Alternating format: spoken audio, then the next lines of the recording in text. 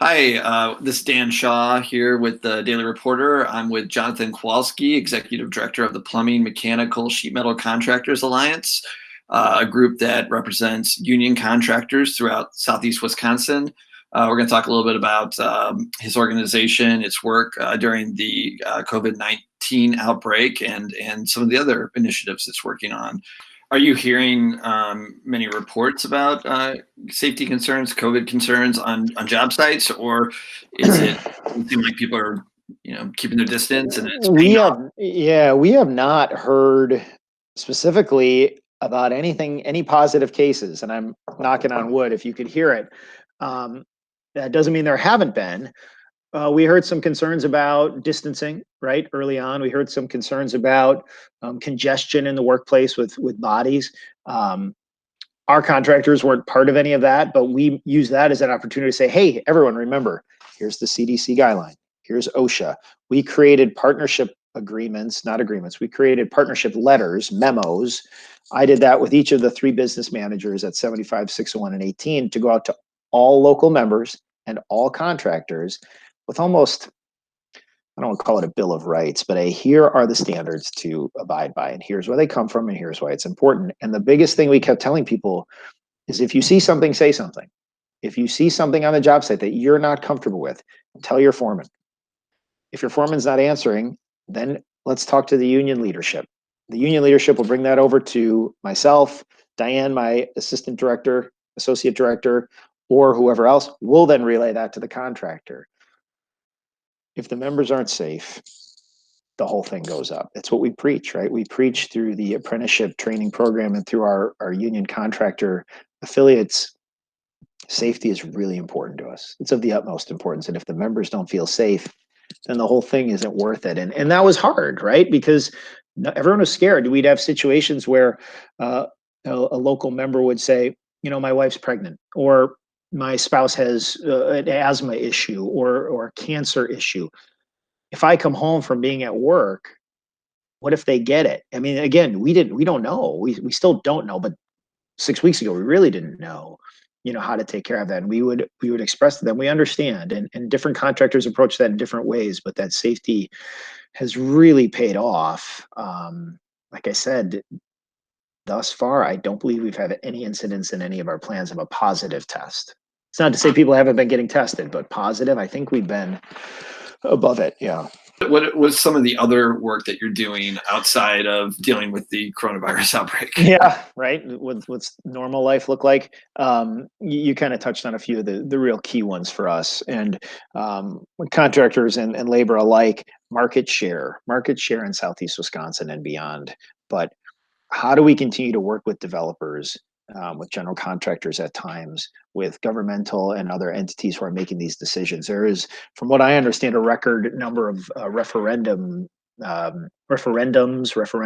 on the table right now through the state. And we want to make sure that our contractors get that work. Well, you got to do that through education. You got to do that through educating a decision maker on the benefit of the union trained and union supported contractor. Safety, quality of work, timeliness, making sure everything's on its up and up with insurance, so we continue to delve pretty heavily in that area through a variety of different partnerships throughout Southeast Wisconsin and the state, through all the building trades, really. But that's an effort that never ends, is educating on market share on those decision makers. And the other one is just educating people on this career and this life in a trade, in a trade than going to work for a union contractor. I came out of higher education before I came to the Alliance. And I know the importance of getting, especially at a younger age, a foundational education basis and something that can go on and have an impact on, again, the real micro is your family. Then after that, it's community. And beyond that, it's the region. And although I'm new to this, still only been in it over a year, the impact that this life can have on people is tremendous. We talked a little bit about, have I ever been involved in a trade? And I haven't. But I want to hear that story more from our tradespeople. I want to hear it. It's not just because my dad or my uncle or my grandpa or so-and-so was a plumber or a sheet metal worker or a pipe fitter. It's because I saw it, through something in my guidance counselor's office, or I saw it at my high school. I went to a career fair. I was at a ball game and I saw it, on a Google ad.